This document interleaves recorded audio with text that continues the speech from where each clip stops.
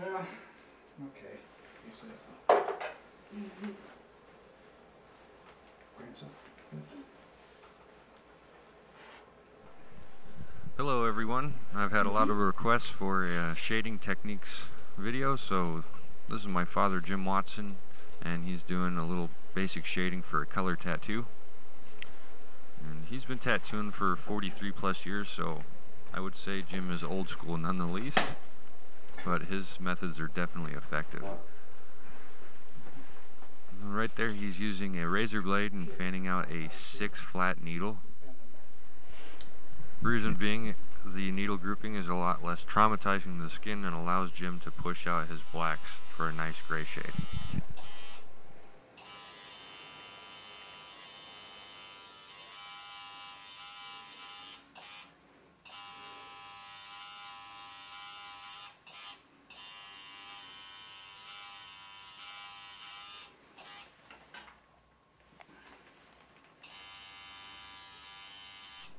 Sometimes your needle grouping is going to be wider than the area of tattoo you're trying to fill.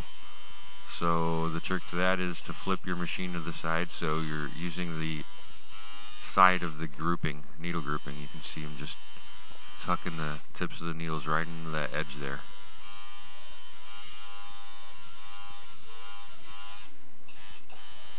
One thing to keep in mind, this is a lot more damaging to the skin. So he's also being very gentle, as you can see there.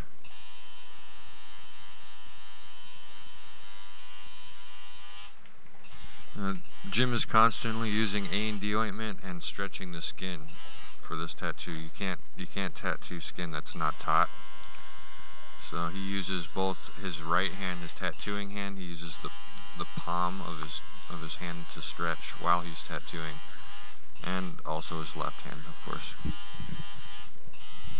I've noticed a lot of beginners stretch with only their thumb and their finger and like tattoo in between in that little window, but that's not very good. I really suggest using both hands and getting a really good stretch.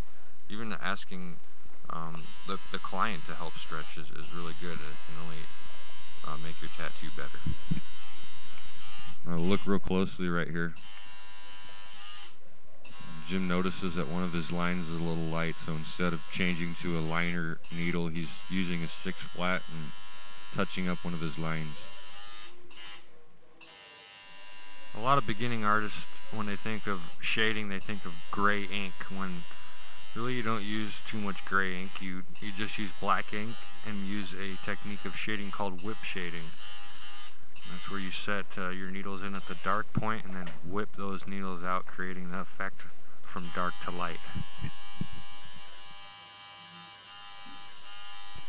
Another good tip to learn is Jim's use of the paper towel. Not only is he wiping away the excess ink so you can see what he's doing, but he's also using that paper towel to grip and pull the skin so it's nice and taut for him. Sometimes the skin can get kind of greasy with the A&D ointment, but he can still pull that skin back using the paper towel.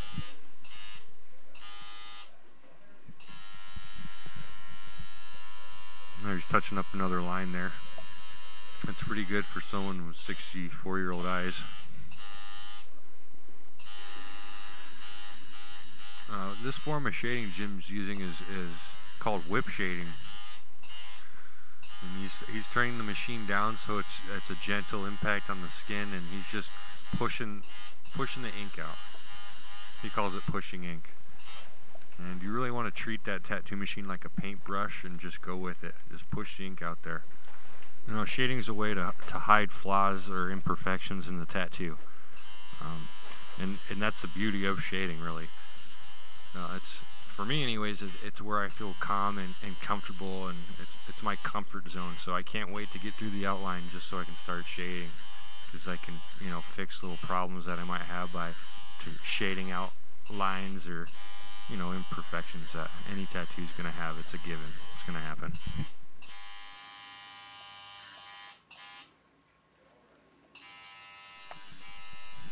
A lot of people are asking, what do you set your needles at, what depths?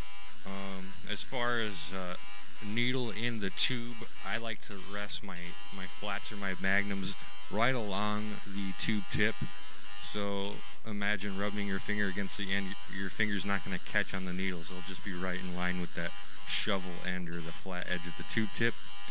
And as far as gap between spring and contact point, I'm really going to have to leave that one up to you, because I've seen a lot of artists use more of a lining setup with that shorter stroke, and I've seen a lot of artists like Jim, he uses more of a color setup with a larger, softer stroke. So that's really your personal preference.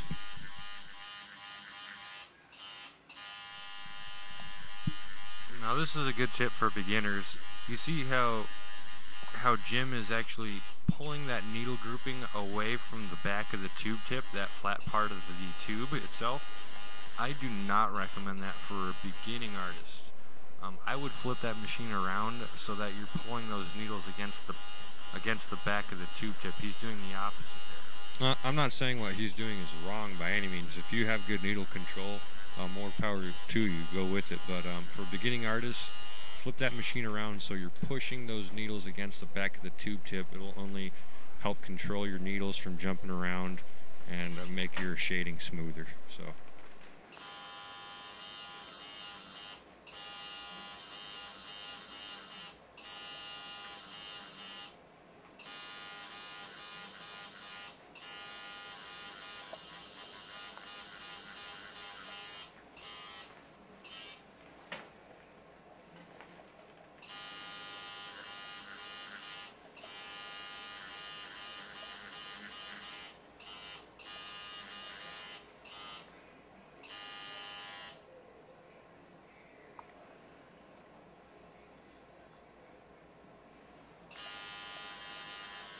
Can I have a little bit of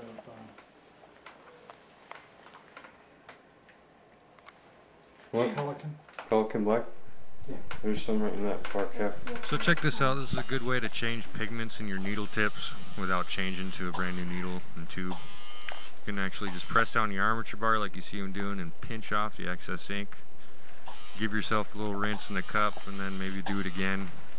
And then you should be good to go to switch pigments.